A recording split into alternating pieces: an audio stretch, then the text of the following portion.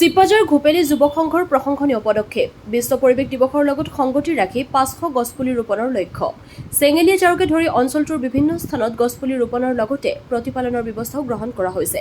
চেঙেলীয়াজাৰ 2 নং চকত এটি মূল্যৱান গছপুলি ৰোপণ কৰি কাৰ্যসূচীৰ শুভাৰম্ভ কৰে চেঙেলীয়াজাৰ উচ্চতৰ মাধ্যমিক বিদ্যালয়ৰ অধ্যক্ষ প্ৰতুল চহৰীয়াই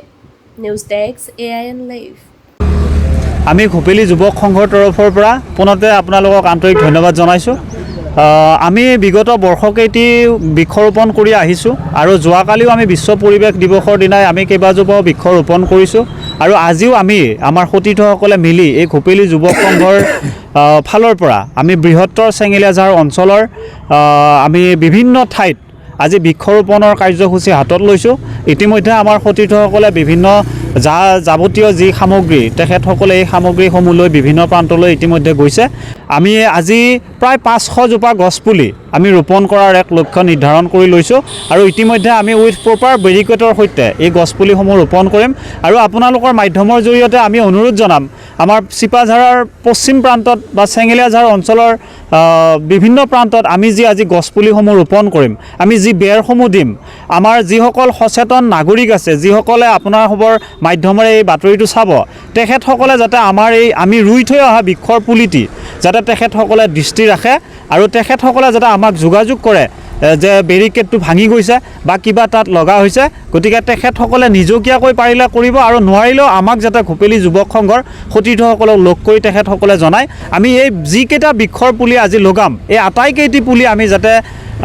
একোডাল প্ৰকাণ্ড বৃক্ষলৈ ৰূপান্তৰিত কৰিব পাৰোঁ তাৰ প্ৰচেষ্টা আমাৰ অনাগত দিনত থাকিব ধন্যবাদ যোৱাকালি যদিও পৰিৱেশ দিৱস উদযাপন কৰা হৈছিলে সমগ্ৰ বিশ্বতে তাৰো আজিও সেই পৰিৱেশ আমাৰ চেঙেলীয়াজাৰ অঞ্চলত বিৰাজমান মই অতিকে আনন্দিত হৈছোঁ আজিৰ অনুষ্ঠানত উপস্থিত থাকি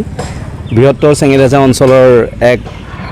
উদ্যোগী অনুষ্ঠান সংঘ ঘোপেলী যুৱ সংঘৰ এক আদৰণীয় পদক্ষেপ তেওঁলোকে এই বৃহত্তৰ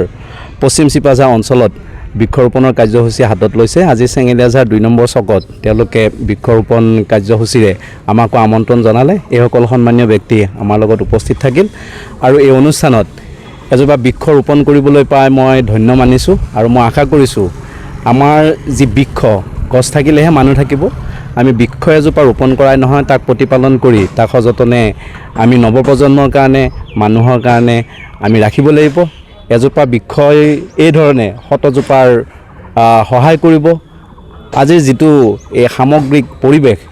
জলবায়ুৰ যি পৰিৱৰ্তন ই আমাৰ মানৱ সমাজৰ কাৰণে এক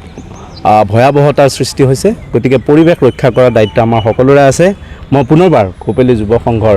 এই কাৰ্যক বহুত ধন্যবাদ জনাইছোঁ তেওঁলোকে খুব ভাল এটা আদৰণীয় পদক্ষেপ গ্ৰহণ কৰিছে যিকোনো খবৰ বিজ্ঞাপনৰ বাবে যোগাযোগ কৰক 7896121996